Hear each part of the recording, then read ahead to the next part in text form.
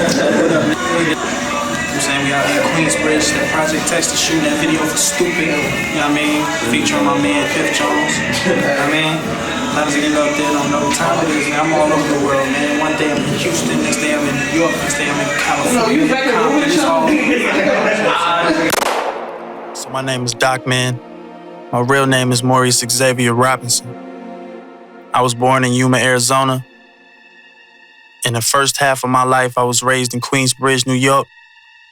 And then up until 2007, up until now, I've been in Houston, Texas. What I told you, man, 13-3. I should have put money on that game, man. Y'all gonna listen to me, man. I'm the motherfucker one, man. Stop acting, yo. I'm gonna tell you one thing. Stop smoking them heemies. Stay out the house, man. You know what I'm saying? Come out the house a little bit, man. You dirty, you can say. Y'all some Staten Island hanging there. The name Docman came about because there's two parts to this. When I was back in New York and I was on the block, I was around my older cousin. Everything he did, I wanted to do. He was selling drugs, I wanted to sell drugs. He never let me do it, though. He was out there getting at girls, I wanted to get at girls. He was out there freestyling on the block, so I started freestyling on the block. You know what I mean? He was like, yo, you the little nigga that's always down. You always down on crime. You always down on crime. So then the acronym stuck. DOC. Then my favorite rappers is Redman and Method Man, so I just took the name Docman. You know what I'm saying? Went ahead and jumped into that. I got you. All right, so I want the beat to cut right after the hook. So, like, run it and take with a cut. Okay, I got you. Choose the empty, no? Two bars. Yeah. I got you. You know what I'm saying? Let me hear how that sound. So, like I said, I started rapping a long time ago. I think I wrote my first rap in 2004. Lunch table raps, you know. And over the years, you know, I got more serious with it. In high school, I got into this club called the Songwriters Project. In there, it helped me out with my songwriting skills and opened me up to like different genres of music. Because up until that point, I was just rapping on some thug stuff. When I got there, you know, it opened me up to a different type of thing because when I got there, I was the only rapper in the club. So, you know, it forced me to learn other types of music. Then when I got to college at Texas Southern University, I majored in business. And when I was there, I met people along the way, Matthew Knowles and other individuals that helped me out with the business side of the music. And that's when I started taking the music business side more serious. You don't have flash on there anyway, huh?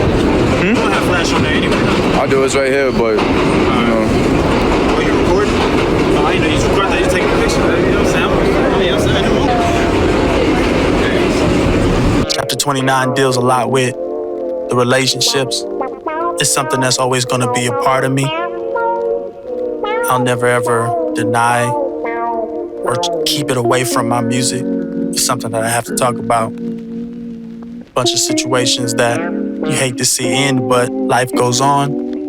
You create new situations with new people and hope that those situations are forever.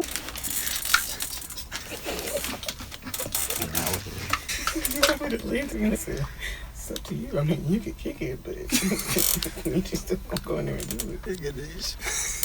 Another thing is, when I was little, I had this real big mentality of wanting to be a hustler so bad. Anything that I can get my hands on and sell, I'll sell. I remember in elementary school, I was selling pencils and erasers, getting money. Then move on to middle school and high school, I'm selling candy. I remember I used to go to this corner store out here in Houston, Texas. Well, it wasn't a corner store, it's called Food Town. And I'd go in there and I'd steal a whole bunch of candy every single day with a big old puffball jacket.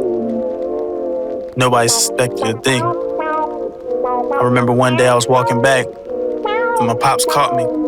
He took all my candy. So at that moment, I had to find somebody else that was up in the school that was selling. So I got with them. They supplied me my candy, and I still have it moving. It's one thing I know, the game don't stop. So I had to get to it.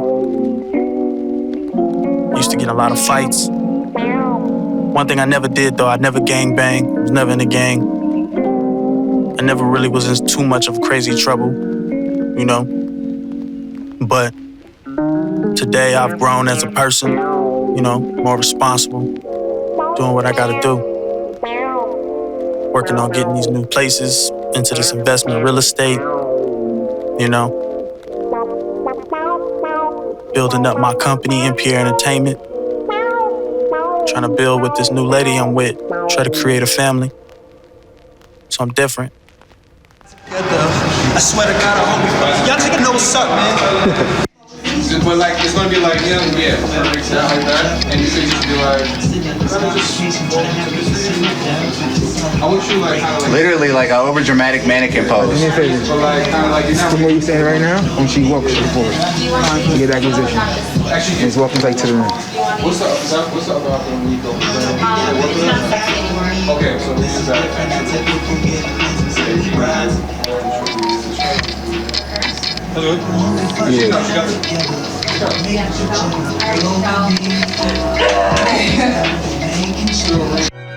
So the vibes for this chapter 29, I got a lot of inspiration from Born Again by Biggie. You know, and how that project like kind of like celebrated his life.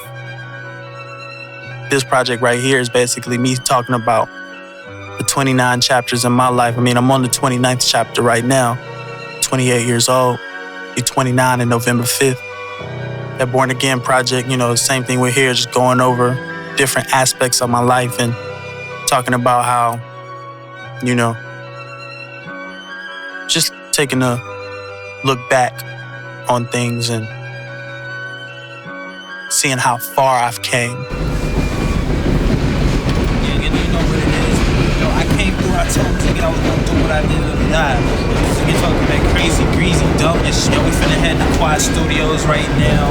You know what I'm saying? Finna bang out this track. We've been in New York doing crazy this to thank God. I mean, showing y'all niggas this is about their time, son. Music video shoot tomorrow. Nah, I mean, Mads getting started, mad and shit. So this project is a concept-based project. I got skits. It's one of those projects where you just sit back and listen to. Give you my world, give you where I came from, give you how I think, you know? Everything flows together. I got something for the people that like to listen to lyrics. I got something for the females that like to twerk and throw something. I got something for the ragers that like to be at the festivals and just go crazy. I got it all, you know? What I want from life is I want to turn EPK Entertainment into a Fortune 500 company, you know? I want it to be like a Sony, Warner Brothers. You know, I don't want to just dabble in music. I want to dabble in fashion, film, photography, video games, everything, you know? And music is going to be the foundation for that, you know? And I'm doing all this so that way I can create that legacy, give something to my kids in the future. Like, they ain't got to worry about nothing because I put that work in right now. I want them to be like Sam Walton's kids. They ain't got to worry about nothing. They ain't got to work not one day in their life.